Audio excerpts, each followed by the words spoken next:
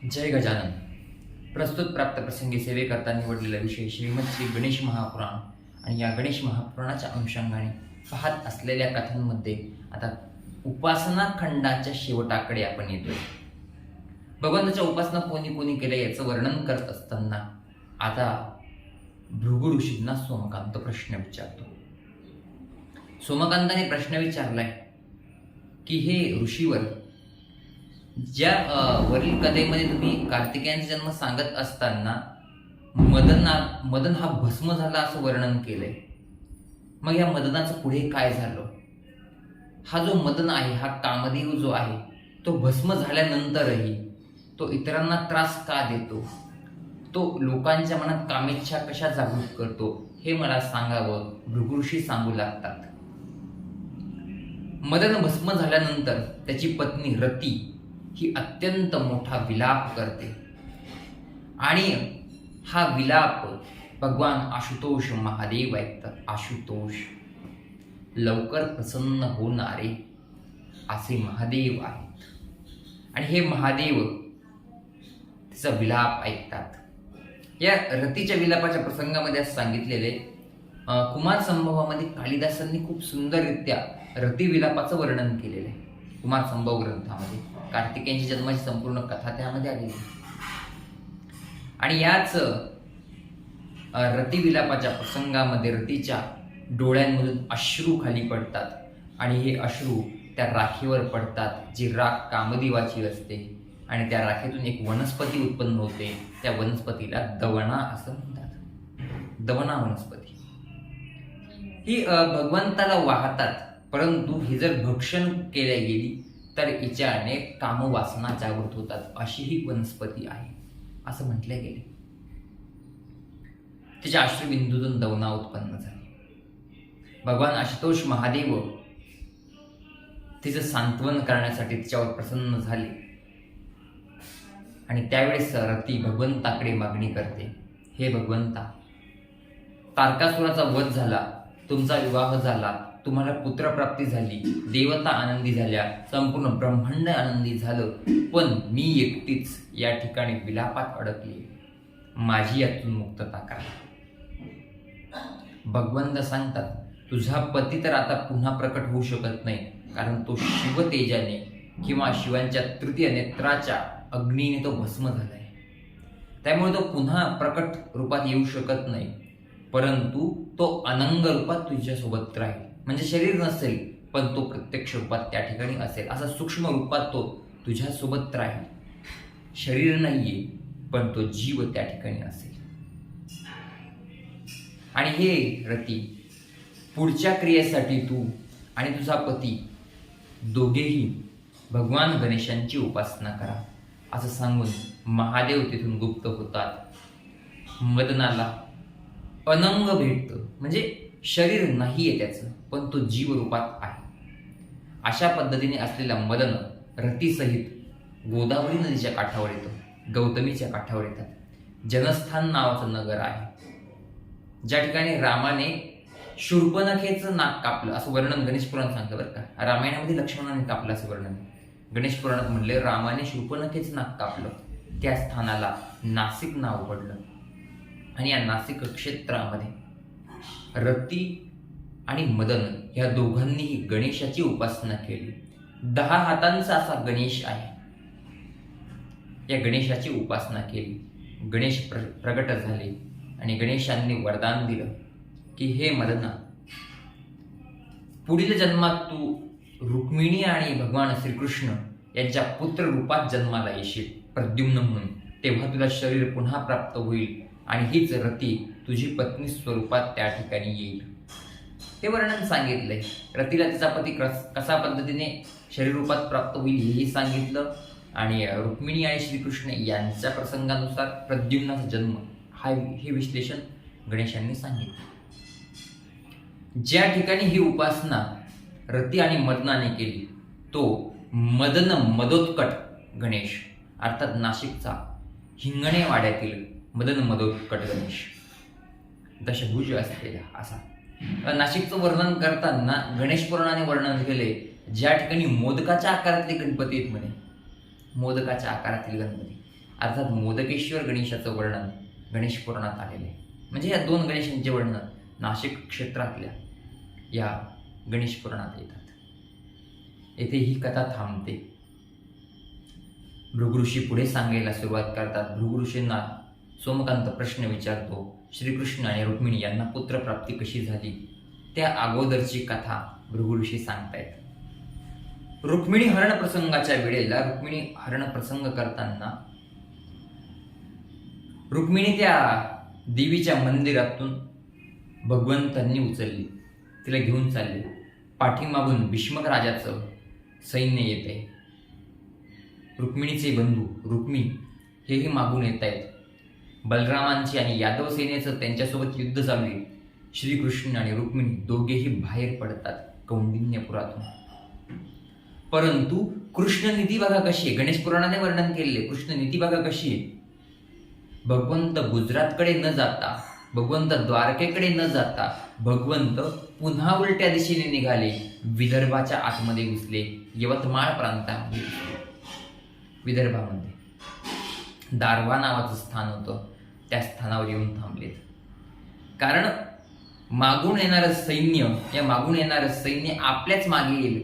आपण द्वारकेचे आहोत हे त्यांना माहिती आहे, म्हणून ते आपल्या मागे येता येता द्वारकेपर्यंत सुद्धा येऊ शकतात. म्हणून भगवंताने आपला मार्ग बदलवला.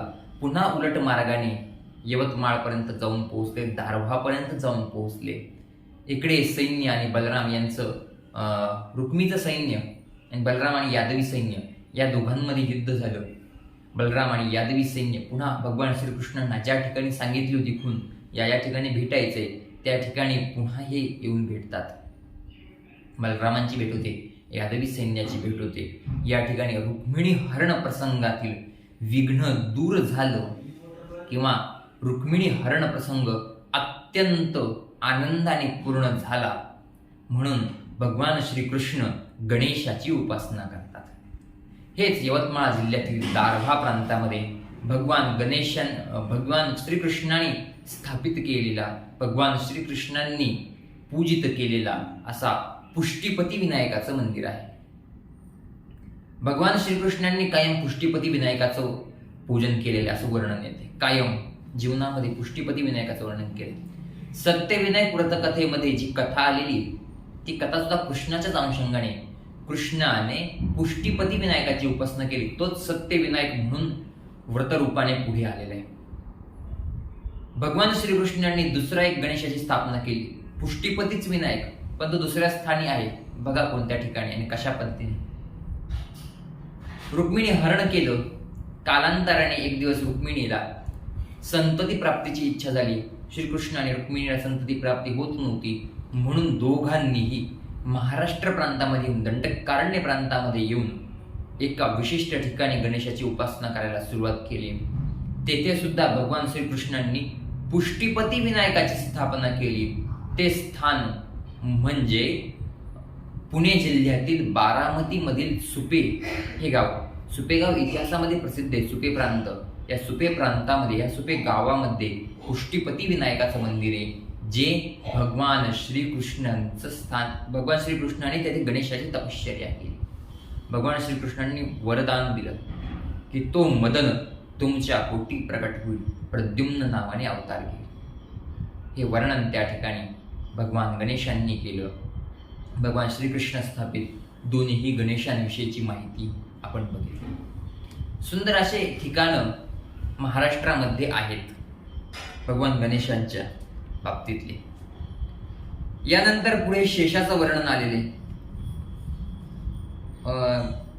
चतुर्थी महात्म्याबद्दल सांगताना गणेश पुराणाने याही ठिकाणी एक वर्णन केलेले की भगवान श्रीकृष्ण ज्यावेळेस गोकुळात होते त्यावेळेस गोकुळात त्यांची आई अर्थात यशोदामाई ही चतुर्थी व्रत करत असे असं वर्णन आलेले.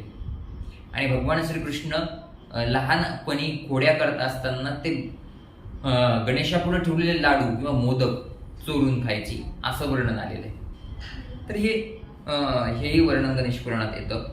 त्यानंतर पुढे शेष गर्वहरणाची कथा आहे, जी कथा पूर्वी सांगितली होती. भगवान शंकराच्या गळ्यातल्या शेषाला अहंकार झाला.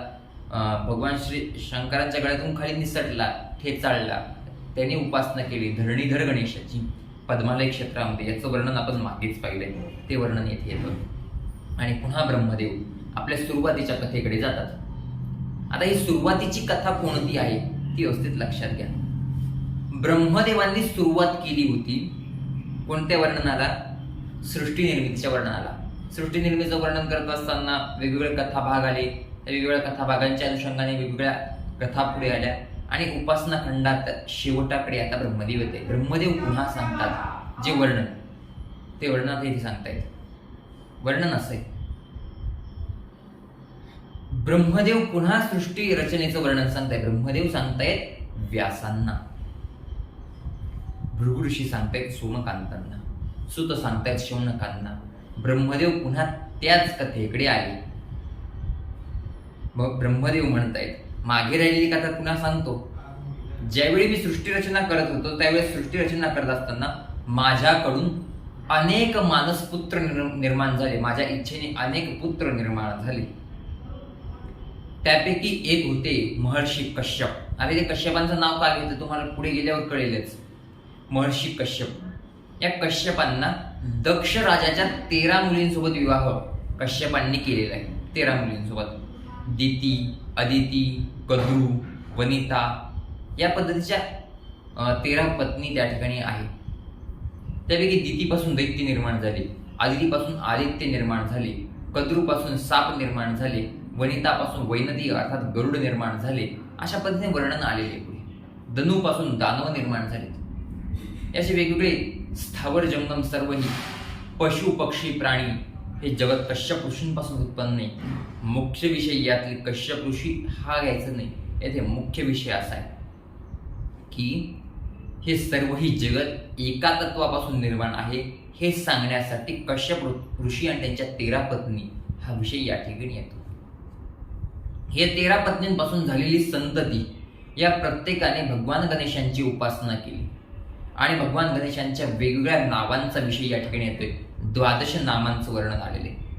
सुमुखश्च एकदंतश्च कपिलो गजकर्णकः लंबोदरश्च विकटो विघ्ननाशो विनायक धूम्रकेतुर्गणाध्यक्षो भालचंद्रो गजानन 12 नामानि यः पठे शृणुयादपि विद्यारंभे विवाहे च प्रवेशे निर्गमे तथा संग्रामे संकटे चैव विघ्न तस्य न बाध्यते. तर विघ्न बाधत नाही असं वर्णन गणेश पुराणात सांगितलं. नावांचा उल्लेख केलेला आहे. सुमुख, एकदंत, कपिल, गजकर्ण, लंबोदर, विकट, विघ्ननाश, विनायक, धूम्रकेतू, गणाध्यक्ष, भालचंद्र, गजानन हे 12 नावं सांगितली. आणि विशेष म्हणजे गणेश पुराण असं म्हणतं की प्रत्येक महिन्याला एका नावाची उपासना करावी. चैत्र महिन्यात सुमुखाची उपासना करावी, वैशाखात एकदंताची उपासना करावी, त्यानंतर पुढे कपिलाची उपासना ज्येष्ठ महिन्यामध्ये, गजकर्णाची आषाढ महिन्यामध्ये, लंबोदराची श्रावण महिन्यामध्ये, विकटाची भाद्रपद महिन्यामध्ये, विघ्ननाशाची उपासना अश्विन महिन्यामध्ये, विनायकाची उपासना कार्तिक महिन्यामध्ये, धूम्रकेतूची उपासना मार्गशीर्ष महिन्यामध्ये, गणाध्यक्षाची उपासना पौष महिन्यामध्ये, भालचंद्राची उपासना माघ मासामध्ये, गजाननाची उपासना फाल्गुन मासामध्ये करावी. आणि हे 12 झाल्यानंतर ज्यावेळेस प्रश्न विचारला मग अधिक महिन्याचं काय, तर अधिक महिन्याच्या नियमाने सांगितलं धुंडीराजाची उपासना अधिक महिन्यात करावी. धुंडीराज गजाननाचं एक नाव आहे धुंडीराज. हे 13वं नाव या ठिकाणी वर्णित केले. अधिक महिन्यामध्ये धुंडीराजाची उपासना. या प्रत्येक नावाच्या अनुषंगाने विस्तृत कथा येत आहेत. प्रत्येक नावाचा वेगवेगळा अर्थ आहे. कधीतरी वेळ मिळाला तर हे 12ही नावांचा आपण अर्थ बघू किंवा भगवान गणेशांच्या सहस्त्रनामांचा अर्थ आपण बघू कधीतरी. या पद्धतीने भगवान गणेशाच्या अनुषंगाने असलेल्या गणेश पुराणातला पहिला भाग अर्थात उपासना खंड थांबतो. उपासना खंडामध्ये अनेकांनी केलेल्या गणेश उपासनेचं वर्णन आहे. वेगवेगळ्या देवी देवतांनी केलेल्या गणेश उपासनेचं वर्णन या ठिकाणी आहे. म्हणून हा उपासना खंड आहे. यामध्ये चतुर्थी महात्म्य आहे, दुर्वा महात्म्य आहे, यामध्ये शेंदूर महात्म्य आहे. हे सगळे वेगवेगळे महात्म्य या उपासना खंडामध्ये येतात. म्हणून याला उपासना खंड नाव आहे. पुढे दुसरं आहे क्रीडाखंड. या क्रीडाखंडामध्ये भगवान गणेशांच्या लीलांचं वर्णन आहे, क्रीडेचं वर्णन आहे, 3 अवतारांचं वर्णन आहे. कृतयुग, त्रेतायुग आणि द्वापरयुग या 3 युगांमध्ये झालेल्या भगवान गणेशांच्या अवतारांचं वर्णन आहे. आणि 4थ्या युगात अर्थात कलियुगात होणाऱ्या गणेशाचं वर्णन आहे. म्हणजे हा अवतार कलियुगात होणार आहे इतकंच वर्णन आहे. अशा या 4 अवतारांचं वर्णन आहे, ते आपण क्रमाने बघणार आहोत. कृतयुगातल्या कश्यप आणि अदिती नंदन रूपामध्ये भगवान विनायकांचं प्राकट्य झालं, त्याचं कथानक येत आहे. सर्वात प्रथम कथानक तेच येणार आहे. भगवान गणेश विनायक रूपात कशा पद्धतीने प्राकट्य करणार आहे याचं वर्णन आपल्याला बघायचं. पण त्या अगोदर भगवंत अवतार का घेतात याच्या मागचं कारण बघूया. गीतेमध्ये भगवान श्रीकृष्णांनी सांगितले, यदा यदा हि धर्मस्य ग्लानिर्भवति भारत अभ्युत्थानमधर्मस्य तदात्मानं सृजाम्यहं परित्राणाय साधूनां विनाशाय च दुष्कृतां धर्म संस्थापनार्थाय संभवामि युगे युगे. सज्जनांचं रक्षण करणे, दुष्टांचं निर्दालन करणे आणि धर्म संरक्षण करणे हे 3 कर्म भगवंत सांगतायत. अवतार घेण्याचं कारण सांगतायत. ज्यावेळेस दुष्ट अति मोठ्या प्रमाणात माजतो, तो सज्जनांना त्रास देतो, त्यावेळेस अशा दुष्टांना मारण्यासाठी भगवंत अवतार घेतात. पहिलं वर्णन. दुसरं वर्णन त्या सज्जनांचं रक्षण. एकाच ह्याच्यात झालं, दुष्टांचं निर्दालन केलं, सज्जनांचं रक्षण केलं. जे भक्त आहेत ते उपासना करतात त्या भगवंताची, त्यांच्यासाठी भगवंत येत असतात. जसं रामप्रभूंचं आगमन झालं, रावणासारखे राक्षस मारले गेली, वानरांसारखे किंवा शबरीसारखे जे भक्त होते त्यांचं रक्षण केलं गेलं आणि धर्म संस्थापना केली. आता येथे सुद्धा भगवान गणेश अवतार घेणारे विनायक रूपामध्ये, पण दुष्टाचा नाश करणे हा सर्वात पहिला उद्देश आहे. दुसरा उद्देश सज्जनांचं रक्षण आहे आणि तिसरं धर्म संरक्षण किंवा धर्म संस्थापन आहे. मग आता ह्या दुष्टाचं निर्दालन, कोणत्या दुष्टाच्या वधासाठी भगवंत प्रकट झाले याचं वर्णन आपल्याला बघायचं. सर्वात महत्वाचं वर्णन येते दुष्टाचा जन्म कसा झाला. क्रीडाखंडाला सुरुवात केली बरं का आपण. हे जे क्रीडाखंड आहे हे उपासना खंडापेक्षा आकाराने मोठं आहे. तरीही यामध्ये कथा 3च आलेल्या आहे. या 3 अवतारांच्या 3 कथा इतकंच याचं स्वरूप आहे. उपासना खंडामध्ये कथा असंख्य आहे, पण उपासना खंड आकाराने छोटं आहे. क्रीडाखंडामध्ये कथा जास्त आहेत. उपासना खंडाचा आकार क्रीडाखंडाचा आकार मोठा आहे, परंतु कथा कमी आहे, हे यात सांगितलेले. पुढे वर्णन येते या 2 राक्षसांचा जन्म कसा झाला ते सांगितले. अंग नावाचा देश आहे, रुद्रकेतू नावाचा एक राक्षस तिथे राहतो. आता याला काही ठिकाणी ब्राह्मण म्हणलेले, याला काही ठिकाणी राक्षस म्हणलेले. हा ब्राह्मण कुळात जन्माला आला, पण याची वृत्ती राक्षसाची होती. असा हा रुद्रकेतू आपली पत्नी शारजा हिच्यासोबत संसार करत होता. शारजा किंवा शारदा असं तिचं नाव सांगितलेलं आहे. परंतु या दोघांनाही संतती नव्हती, म्हणून संतती प्राप्तीसाठी यांनी तपश्चर्या केली आणि तपश्चर्याचा फळस्वरूप म्हणून यांना 2 पुत्र रत्न प्रकट झाले. 2 पुत्र जन्माला आले. जुळे भाऊ आहेत दोघे. 2 पुत्र रत्न जन्माला आले. मग यांचं नाव कसं ठेवलंय तेही बघा. रुद्रकेतूने यातील जो पहिला होता त्याला नाव दिलं देवांतक आणि जो दुसरा होता त्याला नाव दिलं नरांतक. देवांचा अंत करणारा, नरांचा अंत करणारा, या नावांवरूनच कळतं रुद्रकेतूची प्रवृत्ती ही राक्षसी होती, म्हणून मुलांचे नाव ही राक्षसाच्याच वृत्तीची ठेवलेत. वृत्ती क्रमांक 1 देवांतक. देवतत्वाला नाकारणे, देवांना नाकारणे, देवाच्या संबंधित असलेल्या सर्वही गोष्टींना नाकारणे म्हणजे देवांतक प्रवृत्ती. आज असंख्य लोक असे आपल्याला दिसून येतात जे देवांना नाकारतात, जी सण समारंभांना नाकारतात, जी व्रतवैकल्यांना नाकारतात, जी उपासनांना नाकारतात, जे वेद पुराण उपनिषद यांना नाकारतात, जे मंदिरांना नाकारतात, असे जे आहेत ते देवांतक प्रवृत्तीची लोक आहेत. ही देवांतक प्रवृत्ती, देवांना नाकारणारी प्रवृत्ती. आणि प्रवृत्ती क्रमांक 2 नरांतक. विशेष रूपाने लक्ष द्या, भगवंतांनी मनुष्याची निर्मिती केली. मनुष्य हा इतर प्राण्यांपेक्षा वेगळा आहे, कारण इतर प्राण्यांमध्ये फक्त आहार, निद्रा, भय, मैथुन या 4च गोष्टी आहेत. परंतु मनुष्याकडे यापेक्षाही इतर अनेक गोष्टी आहेत. सर्वात महत्वाचं, मनुष्य उपासना करू शकतो. इतर प्राणी, पक्षी किंवा पशु उपासना करू शकत नाही. येथे विशेष रूपाने काय सांगितलं, आहार, निद्रा, भय, मैथुन या 4ही गोष्टी मनुष्यांमध्ये सुद्धा आहेत. पण या 4ही गोष्टींशिवाय उपासना नावाची एक गोष्ट मनुष्याकडे वेगळी आहे. या उपासनेला जो नाकारतो त्याला नरांतक प्रवृत्ती म्हटली. ज्याने मनुष्य नर आहे हे कळतं, त्या नर प्रवृत्तीचा ज्याने त्याग केलाय त्याला नरांतक असं म्हणावं. मग नर कसा असतो याचं वर्णन महर्षी भर्तृहरी आपल्या नीतिशतकात करतात. मनुष्य कसा असावा किंवा नर कसा असावा, नराची लक्षणं सांगितली. वांछा सज्जन संगमे परगुणे प्रीतिर गुणे नम्रता विद्यायाम व्यसनम स्वयोषिती रतिर लोकापवादात भयम भक्ती ही शूलिनी शक्तिरात्मदमणे संसर्ग मुक्ती खले एते येशु वसंती निर्मल गुणा आस्तेभ्यो नरेभ्यो नमः. हे काही गुण सांगितलेत ज्यांनी नरप्रवृत्ती लक्षात येते, नर लक्षात येतो. परंतु या सर्वही प्रवृत्ती, हा श्लोक विस्तृत रूपाने पुढे काहीतरी बघू आपण. परंतु या सर्वही प्रवृत्ती ज्या ठिकाणी नाश पावतात किंवा ज्या ठिकाणी या सर्वही प्रवृत्तींचा विरोध होतो त्याला नरांतक असं म्हणावं. म्हणजे मनुष्यवृत्ती टाकून जेथे पशुवृत्ती स्वीकारली जाते, पशुप्रमाणे आचरण होतं, त्याला नरांतक असं म्हटलेले. अर्थात देवत्व नाकारणे आणि मनुष्यत्व नाकारणे या 2 प्रवृत्ती, या 2 राक्षसांच्या अनुषंगाने आपल्याला पाहायला भेटतात.